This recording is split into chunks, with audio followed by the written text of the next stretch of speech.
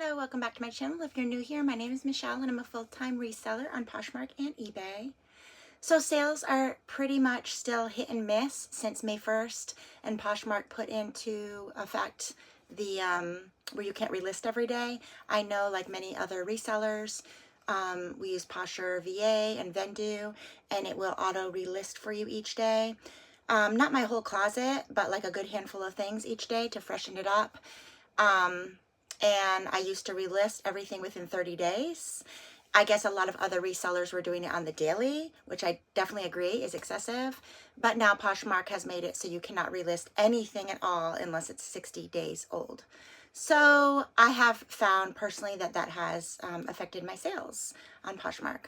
So today I have only, I think it's 146, just under $150 worth of gross sales. Profit is, we're probably looking about 80-90 bucks, which is not very good.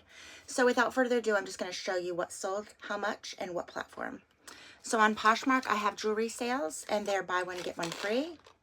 And I sell each piece of jewelry for $15, but I have an ongoing buy one, get one free sale, which makes them $7.50 each. So someone came and bundled these two for $30. I sent them a $15 offer, and they accepted.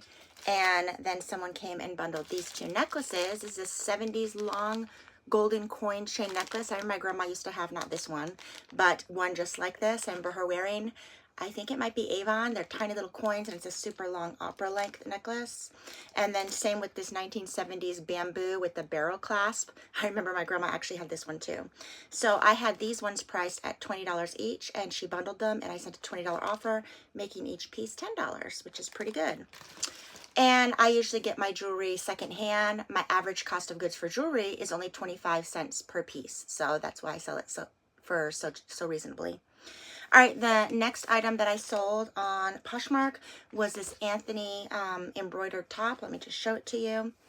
I had thought if this was my size, I probably would have kept it myself. I thought it was super cute for the summer. Anthony is an old HSN brand, or QVC. No, I think it was HSN. It's plus size 2X. You can wear it on the shoulders or off. It has a very boho, maybe like a Johnny Was type of vibe, or maybe Free People would be better. So does it have it on the back? No, it just has it on the front, all that embroidery. And again, if this was my size, I probably would have kept it because I think it's really, really pretty. The embroidery is like almost like a yarn look. And I was actually getting ready to donate this piece because this was a bad buy. I had it listed for $25 and someone purchased it for $25 on Poshmark. Yesterday I had a listing streak, so for like 4 hours, 4 or 6 hours, Poshmark had given me a $1.99 shipping type of thing. But the people have to buy things outright for it to be $1.99. If you see $1.99 on top of people's closet, it's not, you don't get that $1.99 shipping. If it's an offer, it has to be a buy now option. So that lady partook in that. All right, the next item was on eBay. On eBay, I definitely get fuller price. Granted, I did get $25 outright because I think the buyer probably, of course, wanted the $1.09 shipping fee. That's what I would be thinking about. But at the end of the day, eBay still has a higher price to people that are willing to pay more. So this is a new with tags. It retailed for $69. Talbot's 3X. I listed this on Poshmark and eBay for $39, and someone came on eBay and bought it for $39. But in the past couple weeks that it's been up, I've been only getting $10 and $15 offers on Poshmark. I actually countered 25 to everyone that had sent me a $10 and $15 offer, and they all declined it, which is fine because I'm really in no rush. I have, inventory, so I just wait for the right buyer, basically. My average cost of goods is $5. I do spend $5 per item. This is actually what I pay at my local Goodwill. And yeah, I'm just happy that I just waited like 2 more extra weeks, and on eBay someone came and bought it for $39. Comment below if you find that to also be true. I do hear a lot of resellers and just people in general talk about that. It's not as bad as Depop and Mercari, supposedly, of like lowballers. Everybody wants a good deal. We get it, but we're working our tails off, so we're not giving away our merchandise. This is our full-time job. So I don't really entertain lowball offers ever, especially if they're 75% ever if they're 75%. If it's 50%, I'd still think that's rude. I would never do that. Of course, we can't ever use ourselves for an example. But if something's 30, the lowest I'm willing to go is 20. In fact, I want to get 25 because of Poshmark's commission and what I purchase. And I'm working, guys. So anyways, this was another sale, and this was a, let's see.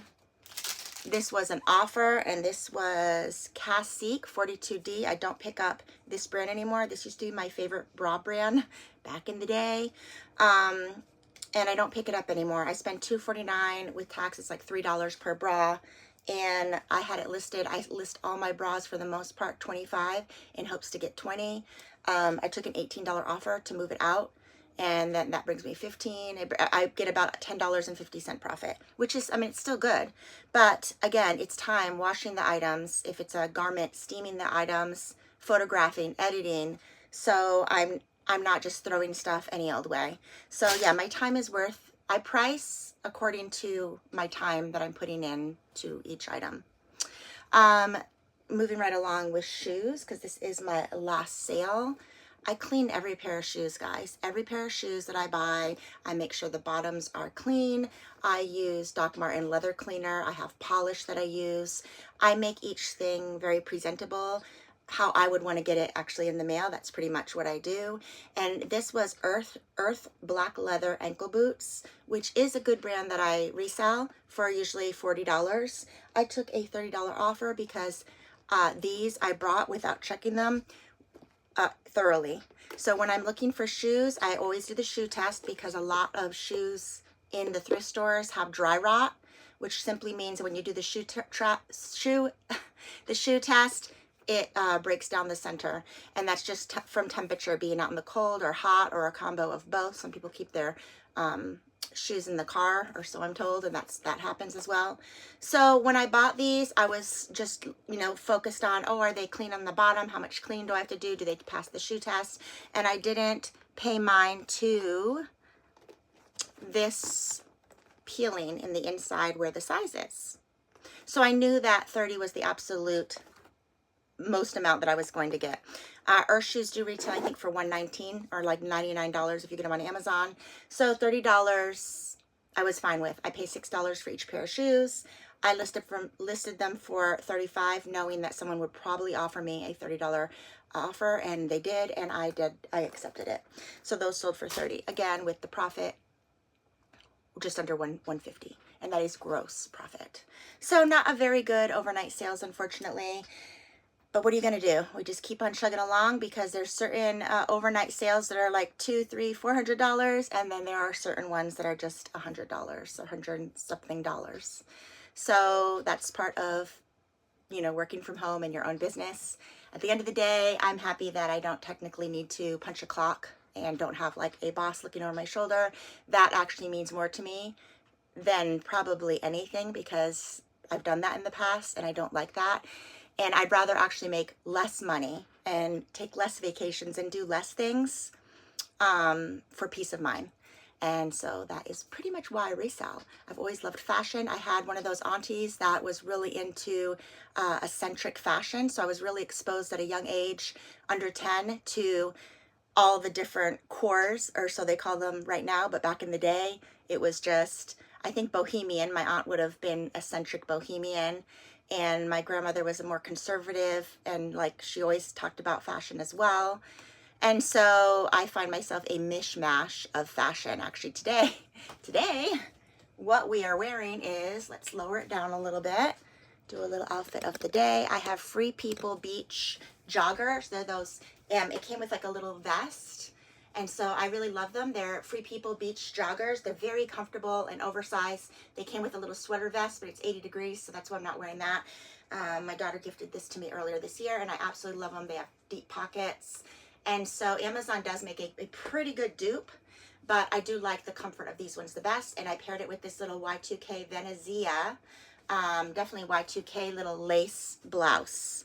So again, do they go together? Not really, but that's what makes a good style and outfit in my opinion.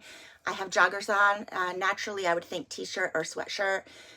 But if you're going to add a little something to your outfit, it's great to do a casual and then like a little more dressy, and vice versa. If I would have had a more t-shirt on, you know, some fun palazzo pants or a skirt or something would have been really cute.